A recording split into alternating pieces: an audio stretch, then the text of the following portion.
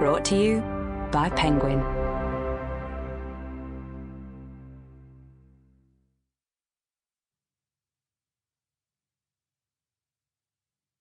Exactly What You Mean, written by Ben Hinshaw and read by Bert Seymour, Lily Howkins and Deborah Mcbride.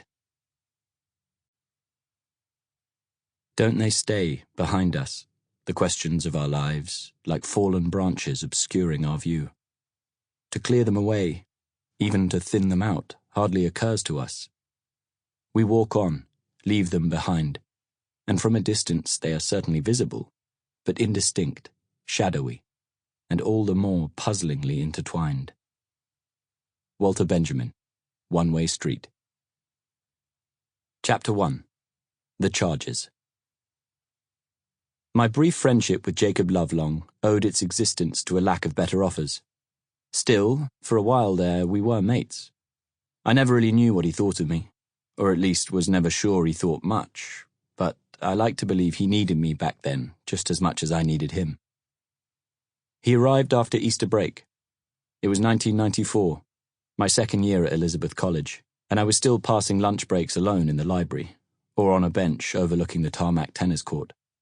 Lanky and big-eared as he was, with a walk like his knees were shackled, I instantly pegged him as a fellow outsider.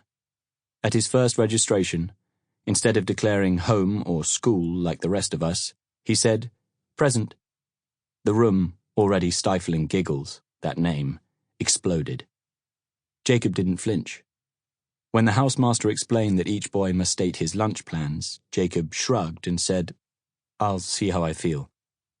"In case of fire, Lovelong," the housemaster shouted over the jeers, "I'm afraid you must commit." Everyone went quiet. "Home, I should imagine," Jacob said. "There's leftover salmon." That did it. I winced, but also felt a surge of admiration. Didn't he know one slip could haunt you? Take, for example, the sixth former who had said, "Here endeth the reading," instead of "here ends," after delivering the Bible excerpt in assembly.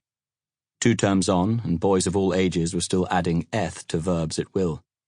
"You sucketh cock," they cried as they passed. That salmon thing would follow Jacob for months, but he didn't seem to care.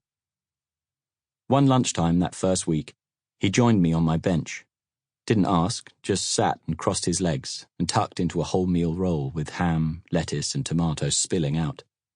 My own white bread sandwich contained only Marmite and margarine. I was reading Bernard Cornwell and crunching on cheese and onion Walkers. On the netless tennis court, 50 boys chased a deflated football. Everyone had a centre parting, with curtains to the eyebrows. Any longer and the VP would march you down to Maïs for a trim. Jacob's hair, though, was a shapeless, curly mop, the colour of wet sand. "Not going home today?" I eventually said. He turned as if only just noticing me. "Very perceptive. You must be a scholar." Which I was. Along with a dozen others in my year, my high 11+ score was sending me to Elizabeth at the taxpayer's expense. The rest, Jacob included, paid fees. "If you must know," he said, "I'm preserving energy for swimming club later." "At Beau Séjour?" Bizarre name for a fucking leisure centre. The way he swore in a posh accent impressed me tremendously. "What time?" I asked, and when he said 4, I told him that was my session too. "My brother's in the squad," I said. "He swims 5 to 6, or trains, I'm supposed to call it. Ned was 15 years old, Channel Islands champion in the 100-metre butterfly for his age. Sometimes he went to Jersey or the mainland to compete. My mother had decided that rather than walk to the museum after school and wait for her to finish, I should swim twice a week too, then do homework in the cafe until she could pick us both up. Since I'd usually taken care of my homework at lunch, I was free to devote that post-pool hour to liquidating my pocket money, 20 pence at a time. "You like arcade games?" "What have they got?" "Wonder Boy, Outrun, 1942? I blanked. "There's loads." "Those are all ancient. Mortal Kombat?" I shook my head.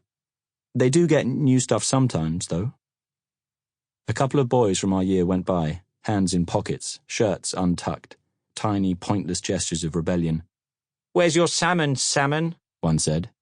The other belched and... Sample complete. Ready to continue?